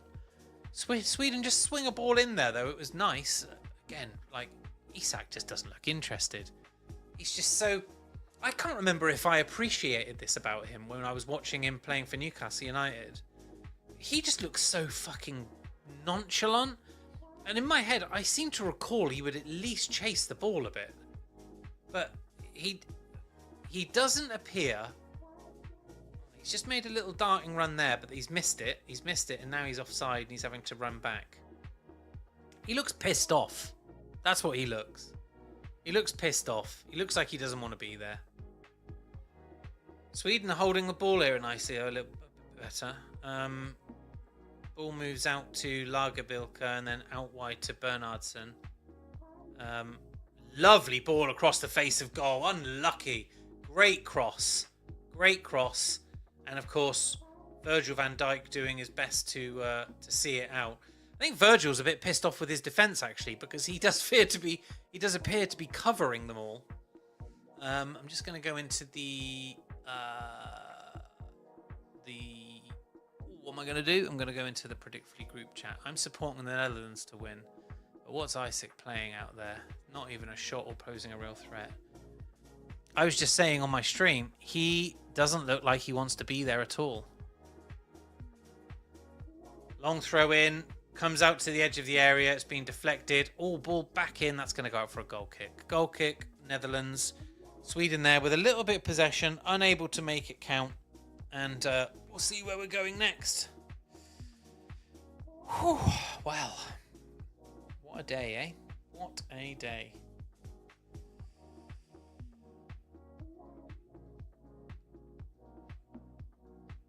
So Sweden on the ball now. In defence. They're trying to play their football through the middle. And if I'm honest, it feels a bit too compact. That's a free kick there for the Netherlands. And I think it's a yellow card as well. The first booking of the game for Sweden. Somerville broke. And number 5 is Gudmundsson has, tripped him. Nasty trip, actually. I'm just saying, Somerville looks quality. He really does. So Somerville playing for relegated West Ham. You can't imagine with World Cup performances like this that he is going to last there. He is definitely destined back for a top flight gig this season. Where will he end up now that West Ham have been relegated? That is the question.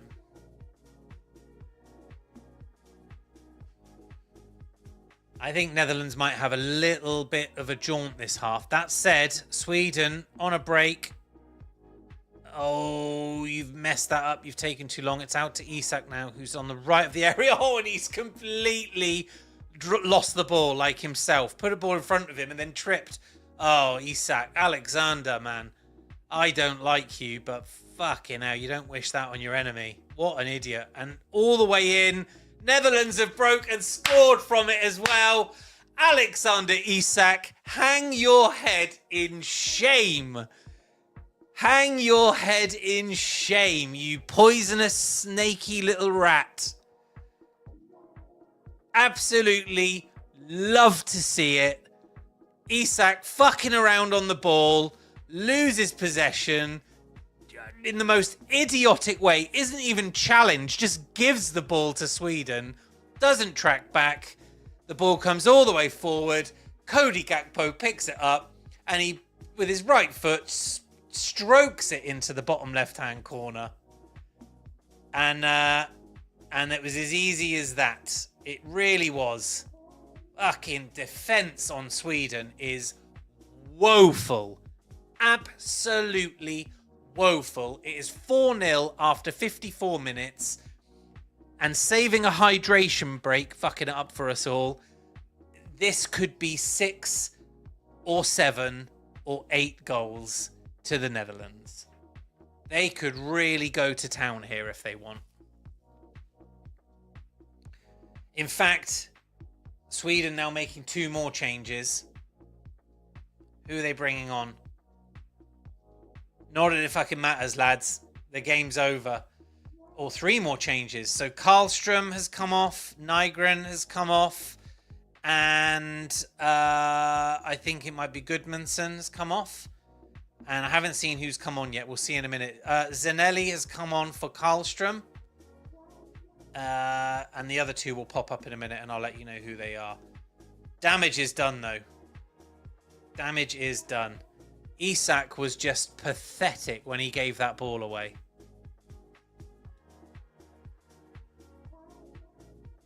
Oh, I'm going to clip that, by the way. What did I call him? A pathetic little snaky rat. That's what you get. That's karma. That is karma. You go on strike one summer. The following summer, you can fucking have some of those apples. Oh, Ayari has just picked the ball up, swept through. I feel sorry for Ayari because he has been the player of the game for Sweden, for sure. He's been top.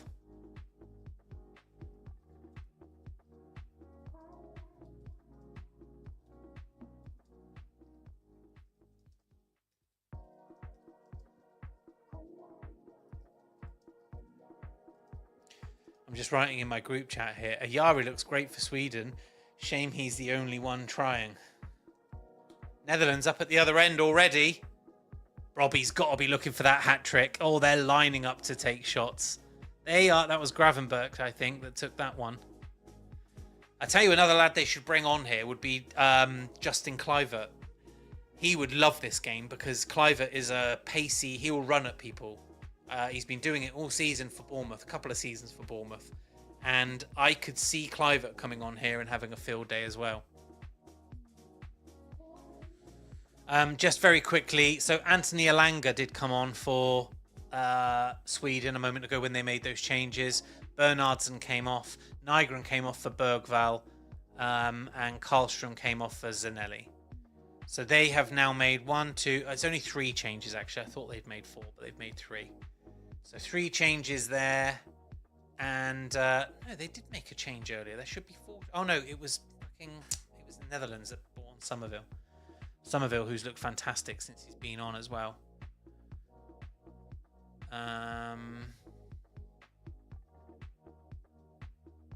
Netherlands just so sweet in possession. So sweet in possession.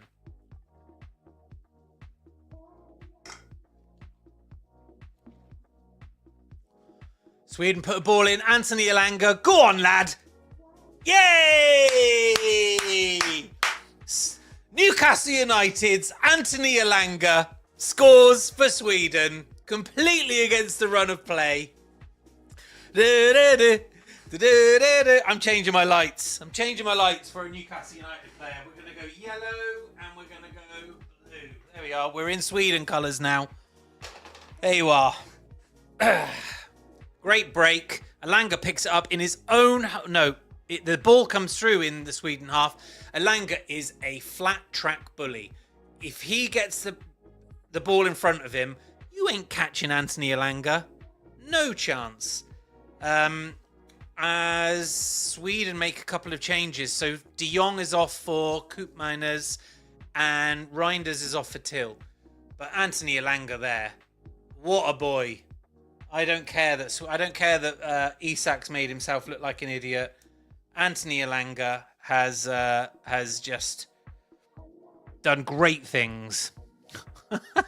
Great things.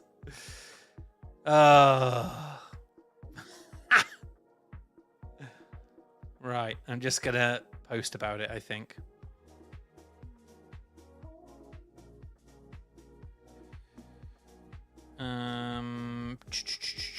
Right, give me some Elanga.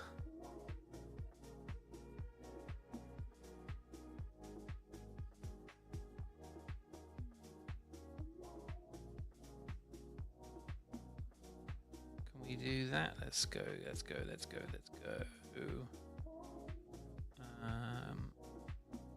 I wonder if there are any Elanga gifs. There are. Oh yeah, but he's playing for Forest in them. I need an Elanga. I need a Elanga at Sweden or Newcastle United. There we go. He's got a Swedish one, thank God. Elanga.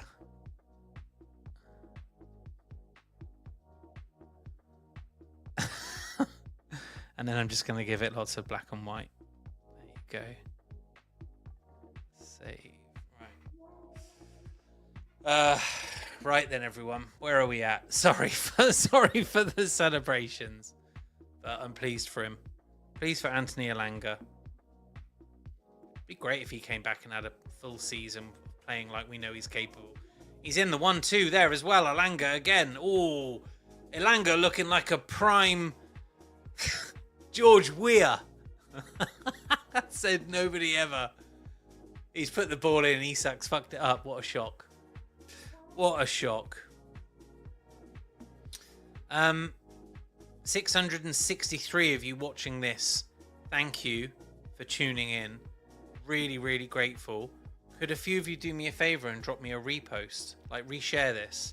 That'd be awesome if you could. Let's get a few more people in here. It would be really nice if we did that. Because it's been fun. Right. Ball swinging in at a Swedish corner. Imagine now. Actually, one of the things I'm a bit annoyed about is that Netherlands have scored 4 and Virgil van Dijk hasn't scored one of these goals. And I really need him to score one because I've got good money on it. Because I tell you what, the draw's out. Isn't it? The draw is out. That's not happening.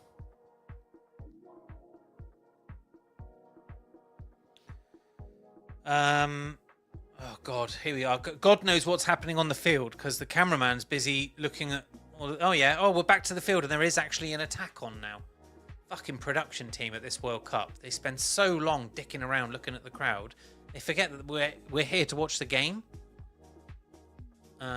Netherlands in possession. I think Netherlands will be annoyed that they've conceded because Sweden have been pants. Oh, great ball in. Great turn from Brobby. Unlucky. Ball swung in there by I don't know who because there have been a few changes. Number 16 is Till, one of the players that's just come on. And it swung in. Brobby has turned his player, taken a shot at it, and it's just gone over. Okay. So, what have we got here now? I'm trying to look at what we've got. We've got a Netherlands corner, actually. Got Got a Netherlands corner being swung in. Come on, big Verge. No. Go on, put it back in again. Got Van Dijk still down there. He's not even come back up. He wants it as much as me. Oh. Out for a throw in.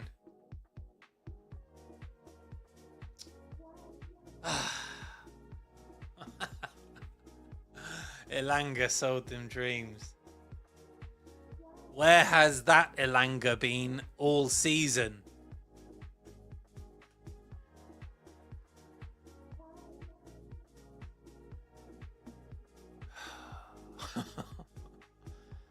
And the Netherlands fans having a right old time. Sweden on the ball though. No, they're not. Netherlands cut it out. Great dispossession. Well done.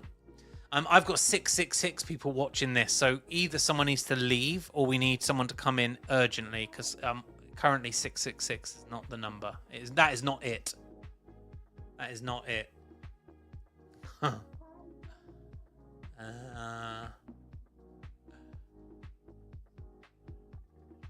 Right. Quick throw in.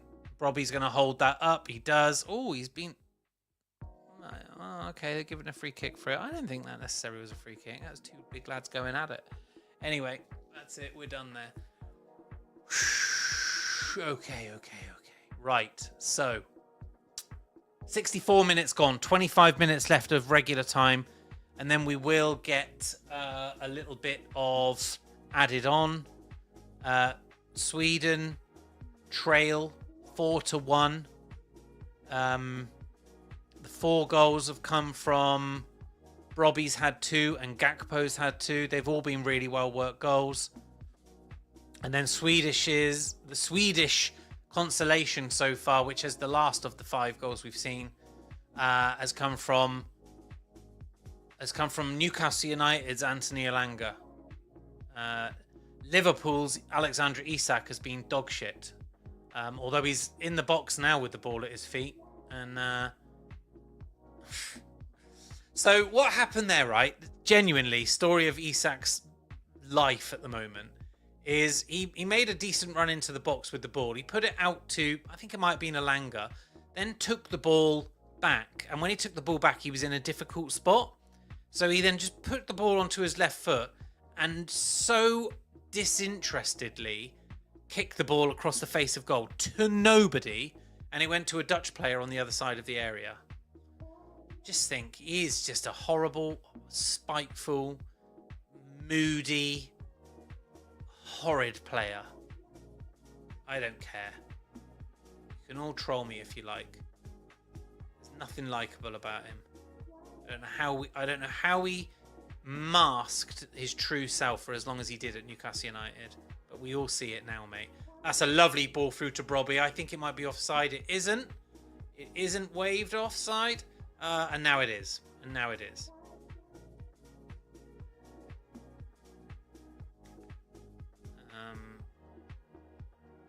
Sweden on the ball, then kicking out from the back.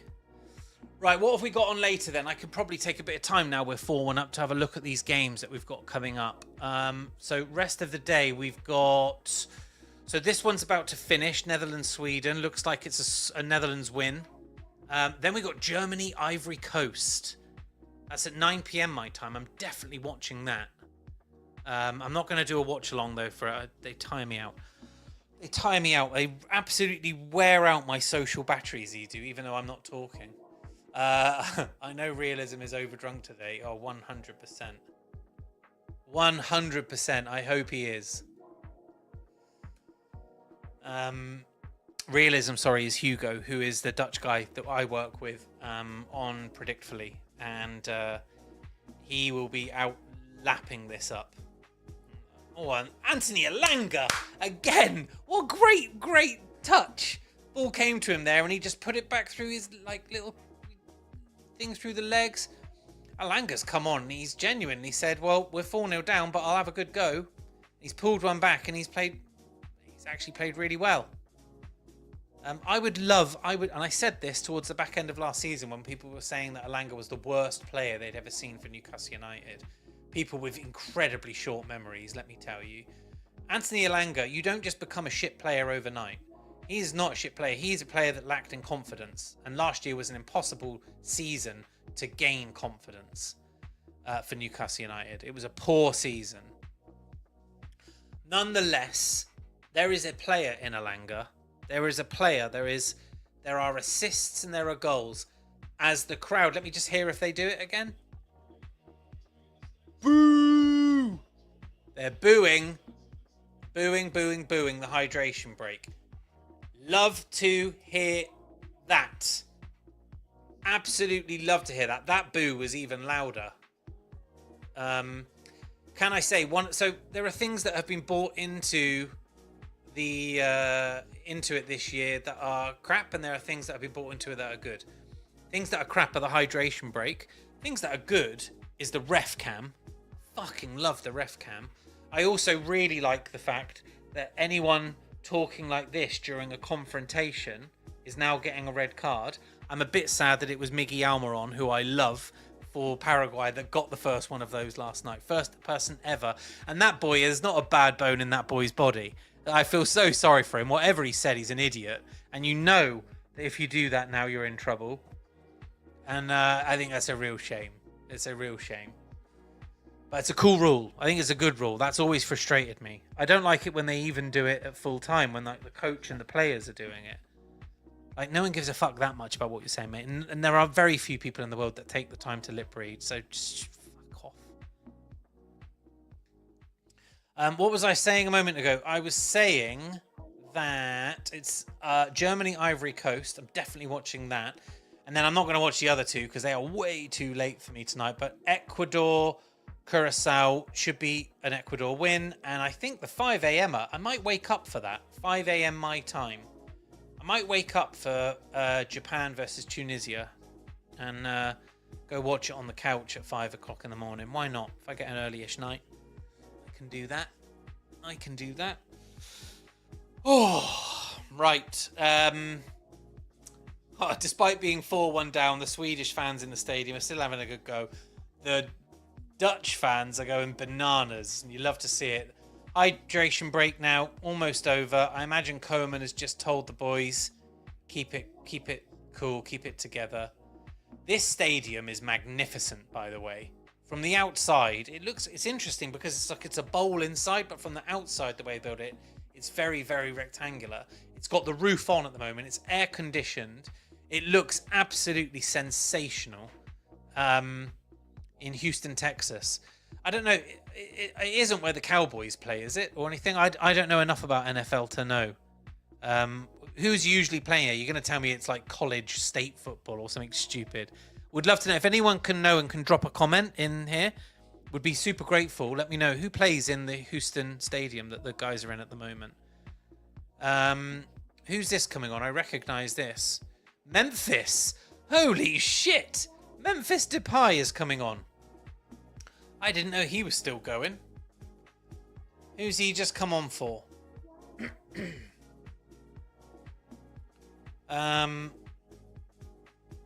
Who has Memphis Depay just come on for? I'll find out in a minute. He's coming for Brobby. Ah, Mr. Brobby doesn't get to finish his hat trick. Oh well. Oh well. I tell you what though, Depay immediately heads the ball down and turns and runs in that weird Sonic the Hedgehog run that he does. Really quick, his little legs look gonna spin. Memphis got some shit, didn't he, when he was in the UK? Okay, so Sweden on the ball. See, not only does it take momentum out of the game from like early night after the 9 p.m. kickoff for a 5 a.m. kickoff. Yeah, that's right. 9 till 11. Go to bed at 11. Probably fall asleep about 1:30. Wake up 6 hours later. Be all right. Be all right. I'll be dozing on the couch when I'm watching it. Or maybe I'll see if I can put it on my iPad, and then I can just watch it in bed, can't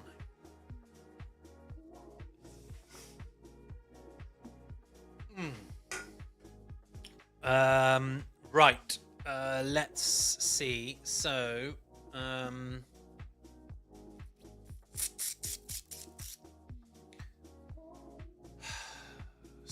Sweden on the attack again. They've kept Isak on. I think they've made 3 subs. I'm not even doing names now, by the way, with Sweden, because they've made changes. I can't see the numbers very well. The only one I can absolutely guarantee who is Elanga, and I can't be bothered to look at like numbers, squad numbers. Too much effort. So I'll just say the Swedish player. Gakpo played well today, I would say. Cody Gakpo's played really well for Netherlands.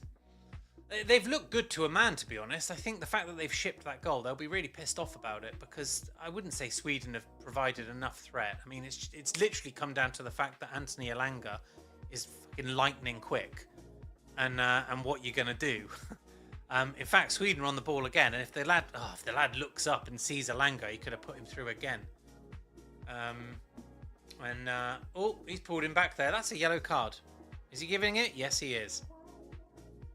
He is. Who was that had the yellow card then? That is number 18 for Sweden. That is Ayari. Oh, bless Ayari. He's been a decent player for them today. It was Gravenberch that got away from him, and he's just pulled him back by the shirt right in front of Michael Oliver. There's no arguing with that. Second booking of the day. Ayari and Gudmundsson, Swedish players, the only two that have had bookings. Netherlands have been exemplary, really, from like a discipline perspective. Van Dijk will love that. He will be really pleased with himself. He'll be pleased with his defence. Like I said, they'll be pissed off they've conceded. They've been too good to concede, in my opinion. 700 of you tuned into this now. Thank you, everyone. That is incredible. We love it. 175 of you via my one and 522 via Predictfully. That is incredible. Thank you very much. Netherlands on the ball. Tomorrow, who am I hosting tomorrow? I think I'm doing Belgium, Iran tomorrow night. I know people think that's a weird one.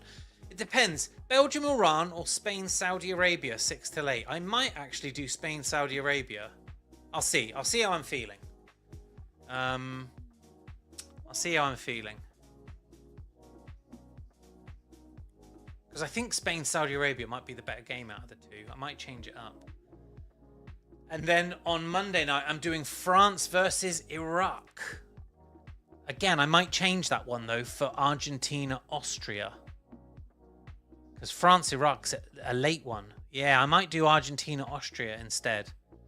The one I want to do that night is Norway, Senegal, but it's at bloody 1 a.m. and I'm not doing that. Forget it. And then Tuesday night, obviously, it's England versus Ghana, so I'll be doing that. We'll be fine. We'll be fine. I'm pretty sure we'll be fine this time. Elanga swings a great ball in for Sweden.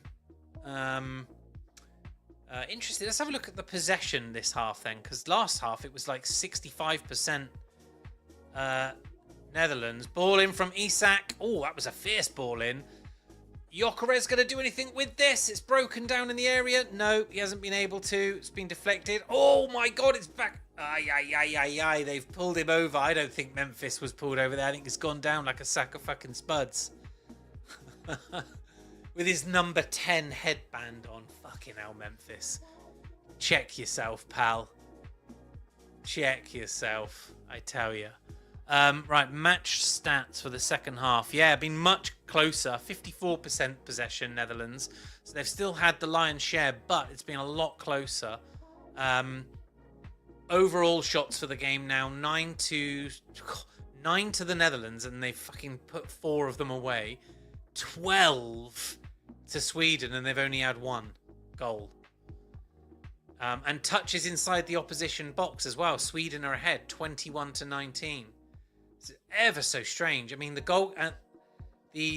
goalkeeper saves for Sweden is 4 to 2. Sorry, for Netherlands are winning at 4 to 2. Just seen a great referee view there of the Elanga goal. It's a fucking great finish. It's a great finish. He's run onto it, but he's still got to put it in. And he's done a terrific job of like lifting it around the keeper.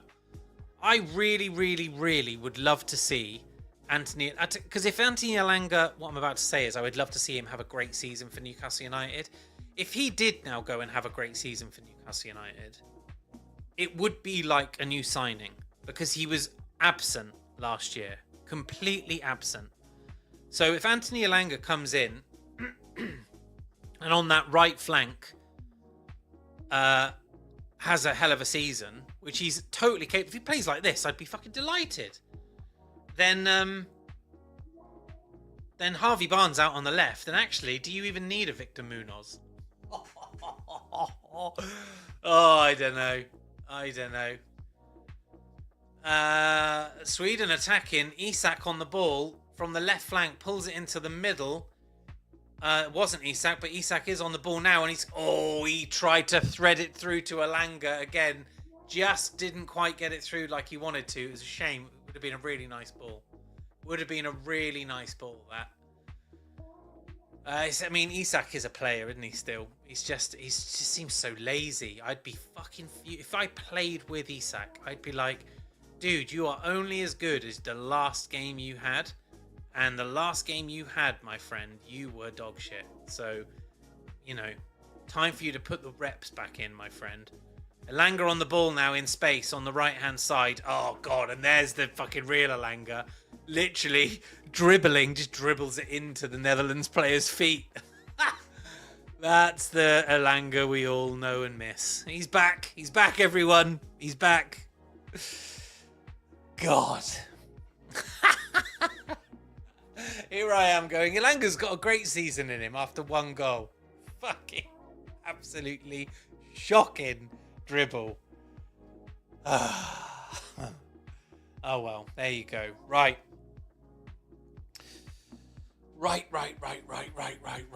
Left. Okay, so 10 minutes left of this one, and then anything added on. We'll see what happens.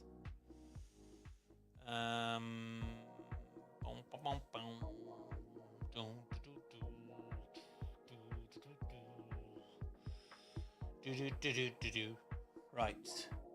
Netherlands in possession now.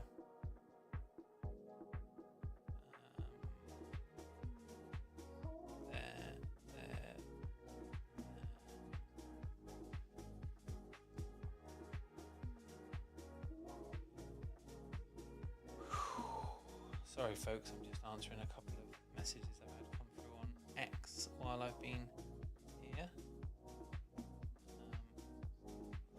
Actually, also just reminded me that I need to print something. I need to download something.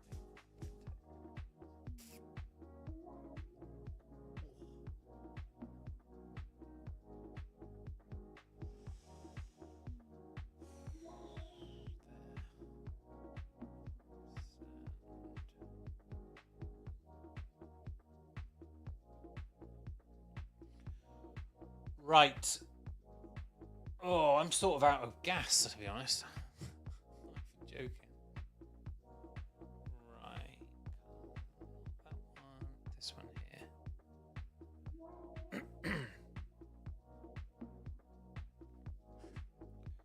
do that later. Great. Okay.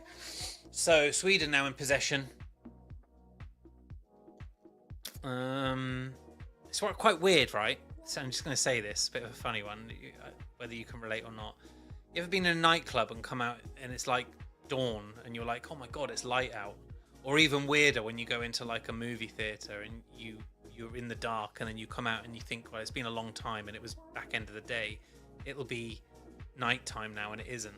I can see behind me that despite it being almost 8 p.m. here, it's absolutely blazing sunshine out there. So I'm going to come off this and it's going to be weird because I kind of have to darken the room in order to get the right kind of production value. Yeah. Right, anyway. Right, I'll do like a a recap for anyone that's joined late. I see I've had like 50 people join in the last few minutes, so thank you so much for popping in. Great to see you. 180 of them via my own X, which is Hello Ben White, and 550 via the Predictfully X, which is amazing. Thank you so much for showing up to the Predictfully fam. So I've been watching this one. I'll be watching another, I think I've got another 30 matches yet of the tournament to watch along like this. Please drop me a like, turn your notifications on, or just keep an eye out for these streams. If you go into my bio, there's a link, and that link takes you through to my $500 to $10,000 betting challenge during the World Cup. As Sweden break, actually, this looks quite a nice move. Isak kind of slowed it down a little bit, but he's back on the ball. He's going to take a shot. Oh, unlucky Alexander Isak. He loves it there. Found himself a bit of space on the left-hand corner of the 18-yard box. Swept it over onto his right foot. A lovely bit of spin, really direct. It was going top bins, and the Swedish keeper has full stretch, got an arm to it, and pushed it out. But that was a great opportunity. It's gone out for a corner kick. And I will come back to what I was doing a moment ago. Anthony Elanga, never seen this guy take a corner. Haven't paid enough attention. Swings it in. It's a nice corner. It's a good corner. There you go, Anthony. Next season, son. Oh, wow. And it kind of broke down about 40 yards out. Unfortunately, it looks like a Netherlands player's gone down to ground, actually. It looks like someone might be injured. It's not going to be the break they want. So, in that case, I can tell you that I'm making... Oh, it's Virgil. Is he all right? Is he all right? I thought that might be a thigh or hamstring. He's hobbling it off. He's back up on his feet. So, I am going to be watching along to like 39 matches. So I've got, I don't know, 28 to go, whatever it is. And you can go to the link in my bio where you can find my challenge. And in there, you can also join my Telegram group. If you join the Telegram group, you can see what we're doing from a Predictfully perspective. All of that other stuff is great fun.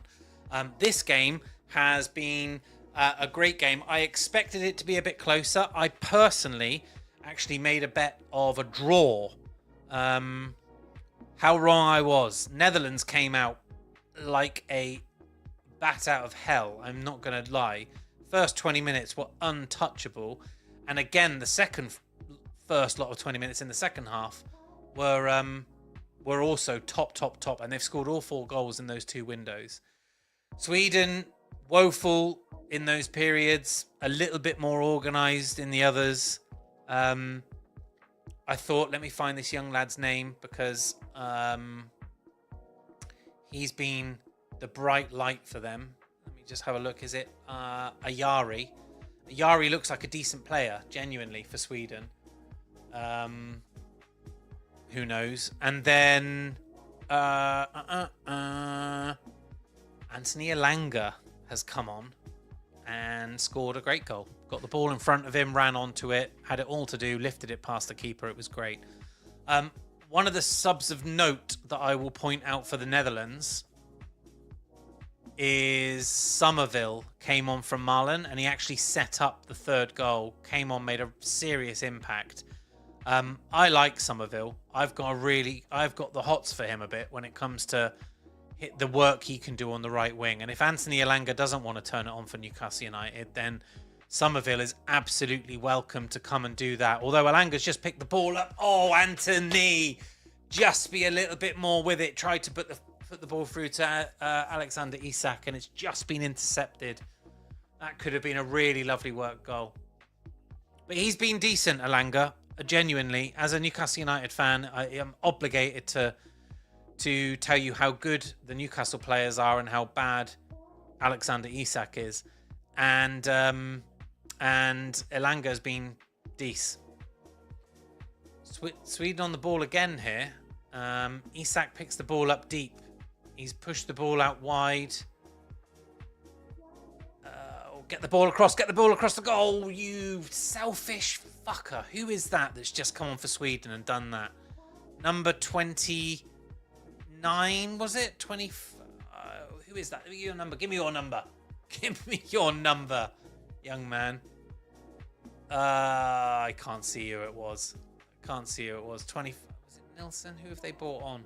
They've bought on Zanelli. It's not him. Who's Ali? 26. T. Ali had the opportunity to put the ball across there, and he's tried to fizz it. Like, he's tried to hit it hard from, and it's more of a shot than it is up cross, and he's fucked it right up. Messed it right up. There you are. Michael Upshaw has said that kickball is for retarded pussies as Netherlands go 5-1 up. Netherlands go 5-1 up, and it's number 24, who is Somerville. I told you, didn't I? He's come on and had a real impact. I like him. Oh, he's just kissed the camera as well. I have got a real feeling about this Somerville guy. He looks... I didn't see a lot of him for West Ham until the back end of the season when they really did try and put a brave effort on staying up. He was absolutely the bright light. Way more than Jared Bowen and some of the others there. He's timed that well. It's a beautiful ball through. He absolutely takes it forward, closes the two. There's two central defenders on him there, and not one of them, for it's been the story of their night. They both track him, not one of them challenges him, and from the 18-yard box, side foots it with his right foot into the bottom left-hand corner. It's a lovely goal. It's quite reminiscent, actually, of the first Gakpo goal, and that will be that. 5-1, Netherlands, comprehensive victory. And we've got a young guy here in Somerville who kisses the camera, bless him, who I think is going to get picked up from somebody now that West Ham have been relegated. And I think that pickup will be a steal. Whoever comes in and gets him is going to have a player on their hands, for sure. 5-1 Netherlands. Gakpo now being bought off for Lang. We are 90 minutes in. I assume they've just told us how many added on we've got. 5. 5 added on minutes. Which is weird, right? It was 2-0, right? So there's been 3 goals and fucking 10 subs. Seems strange that there would only be 5 added on minutes. I suppose when you're 5-1 up, though, you've been put to the sword. Just get it over with, isn't it? Oh, I feel bad for Sweden, kind of. I don't feel bad for... Interestingly, for Sweden, I wonder how many teams have ever won by 5-1 and then lost by 5-1 in their opening 2 games of the World Cup. Yin and Yang, huh? Very interesting. Ball put in. Held by the Dutch keeper there. Holding on to it very nicely. Let's have a look at that goal again. Really well worked. So, oh, he's onside. Yeah, he's well onside. Why are they showing it again? They keep showing whether or not these goals are onside. Like, the fucking guy was about 3 yards onside. Yep, cool. We could have done that by eye, mate. You don't need the ball cam graphic, whatever it is. The Hawkeye. Who's that's gone off then? That's sorting his wrist out. It looks like it might be Gakpo actually has gone off and he's immediately put some ice on his wrist. So maybe he's fallen over and just hurt his wrist a little bit. Get it iced. But he's had a tremendous game, Gakpo. I tell you, I think, you know, I know the Liverpool fans are fond of him. But I bet they wish he played like that more often. Like Mo Salah leaving, perhaps wouldn't be, oh, he's on the other flank, I suppose. But still, you know, players of the likes of Mo Salah finishing up their career, you think, well, you've got a player in Gakpo there who, if he played like that every game, he'd start in any team in the UK, in the Premier League. The Dutch fans, the Orange, are absolutely in full voice. The whole stadium is buzzing. And Stroud has just come on for Goodmanson. That's the final Swedish change as well. Not that it's really necessary. And And there's Somerville on the ball again. He's got 2 around him. And has he won the foul? No. No, he's lost it. Oh. Oh, he's hit his face there. For fuck's sake. Yeah, so Somerville dancing around. They've called someone straight over. It looks like he's hurt his face quite badly. It looked like nothing. He's gone over and... Oh, God, the Swedish lad's knee has just gone straight into the cheek of Somerville. And the Swedish lad even knew and, like, came down straight for... Crescencio Somerville. Super, super player. And he's gone down now with a knee to the face. And I hope that isn't anything like a broken cheekbone or anything like that. Or an eye socket. Because that's your World Cup done. You can have a mask, but it needs time for the bruising to heal before that even comes into effect. He's off the side of the field now. Looks like they're bringing... They're not bringing anyone on. Is he back on his feet? We'll see now. So Netherlands down to 10 men. There's only 55 seconds to play. Maybe a minute because he's just been off for a little while there. But I do hope he's all right because he's been great this second half. Sweden here with a break. It'll be like the rest of them, I imagine, coming to absolutely nothing. Exactly that. I don't know even who it was. Unable to dispatch the ball and interception. 30 seconds left. Leaves me just to say to the 775 of you that tuned into this, thank you so much for tuning into it. It's been really lovely to have such a busy stream and be able to share this with you. I've really enjoyed the game. It makes a real difference when you get a nice game, doesn't it? And thank you all. I'm going to clock straight off as soon as this one finishes. I will be back on tomorrow. Somerville's still on the floor, you know, having his face looked at. Poor guy. I think they'll finish with 10 men on the field. That is the 95th minute up now. So that should be it. Sweden have got a corner. They might swing one more in. I hope that isn't a sour taste to what has been a great game for the Netherlands. Corner, header into the Netherlands keeper's arms. And that will be that, I think. And that's it. It didn't even get to take the kick. The game is done. It is... I've lost both my bets because I had a draw and I had Virgil to score. How have they scored 5 and Van Dijk hasn't had one of them at 8-1? Jesus Christ. Well, there you go. Thank you, everyone, for coming out this evening. Really appreciate you all. I will be back tomorrow for either Spain versus Saudi Arabia or Belgium versus Iran. And have a wonderful evening. Enjoy the sunshine. Enjoy the longest day of the year. If you're going to Stonehenge tomorrow, look out for those druids. Have fun, and I'll see you next time I'm on. Cheers. Bye, everyone.